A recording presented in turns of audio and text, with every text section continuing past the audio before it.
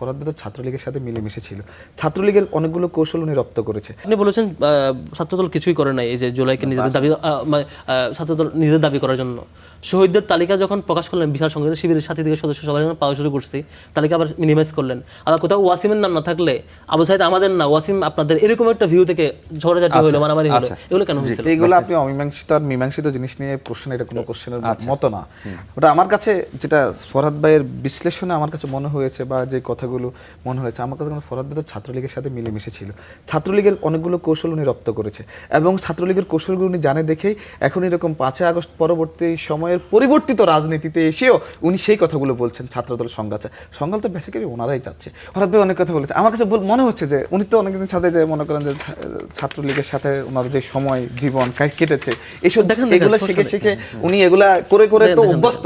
ছাত্রলীগের যতগুলো চরিত্র আছে সব চরিত্র ওনাদের মধ্যে বিদ্যমান এবং ফরহাদ ভাই মাঝে বিদ্যমান। আমি দেখাতে চাইনি, আমি চাইনি বিরুদ্ধে আইন অ্যাকশন নেন না কেন ওনারা যদি ভুল বলে। শুনেন, আপনারা যে কাজটা করেন নিজেরা হলেন সবচেয়ে বড় চাঁদাবাজ। আকিজ এসেনশিয়াল সরিষার তেল, স্বাদে ঘ্রাণে সেরা।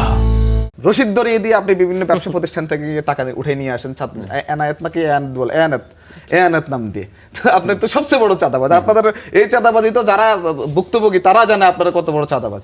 ঠিক আছে, একটা 5 আগস্টের পরে এই শব্দটা ব্যবহার করে মানুষের কাছে ছাত্রদলকে, বিএনপিকে হাই প্রতিপন্ন করার চেষ্টা করেছেন। সুযোগ নেই। সাবেক যুগোস্লাভিয়ার আপনি জানেন সার্বিয়ান রেডিক্যাল পার্টি, তারা কি করতো? তারা গুজব প্রচার করতে এবং হিংসা বিদ্বেষ উস্কে দিত। একটা সময় তাদের আন্তর্জাতিক আদালতে বিচার হয়েছে এবং পরবর্তীতে তাদের দল শেষ হয়ে গেছে। আপনারা এরকম গুজববাজি করলে, উস্কানিমূলক বক্তব্য দিলে আপনারা হারা যাবেন। ক্যাম্পাস কেন্দ্রিক, ক্যাম্পাসের ইমিডিয়েট বাইরে কেন্দ্রিক কোনো চাঁদাবাজির সাথে ছাত্রদলের সাথে আমি ওই পয়েন্টে আসতেছি। 5 আগস্টের পরবর্তী সময়ে চাঁদাবাজি যখন এই শব্দগুলো ছাত্রলীগের সাথে যেত, ছাত্রদলের সাথে যেত না। এখন আমরা অনেক জায়গায় আমরা দেখেছি যে ছাত্রদলকে এই শব্দ ট্যাগ দিয়ে চেয়েছে যে তাদেরকে অপদস্থ করার জন্য। এটা কিন্তু পরে আমরা ইনভেস্টিগেট করে দেখেছি। এরকম অনেক উদাহরণ আছে। আপন কফি হাউসে গেছে, আপন কফি হাউসে একটা লোক গিয়ে বলতেছে আমি ছাত্রদলের অমুক, আমাকে চাঁদা দেন। সেখানে ছাত্রদলের 2জন অ্যাক্টিভিস্ট দাঁড়িয়েছিল, ছাত্রদলের কি কোথায় কি পোস্ট দেখার পরে যখন বলতেছেন আমাকে ওই লোকের 600 টাকা দিছে, দিয়ে বললো যে ছাত্রদলের নাম বলে এই কথা বলতে। মিরপুর ডিওএসএস একজন সবজি বিক্রেতা দাঁড়িয়েছিল, 5 আগস্টের পরে কথা বলতেছে। পরপর তাদের স্ট্র্যাটেজি দেখেন। আপনি তো ওনার যে রপ্ত করেছে আওয়ামী লীগ ছাত্রলীগ থেকে, সেটা তো এই সংঘাতের কথা বলে দিয়েছে। এই 600 টাকা শিবির দিয়েছে অফকোর্স ওই আপনি এটাকে এস্টাবলিশ করার জন্য যে ছাত্রদল চাঁদাবাজি করে।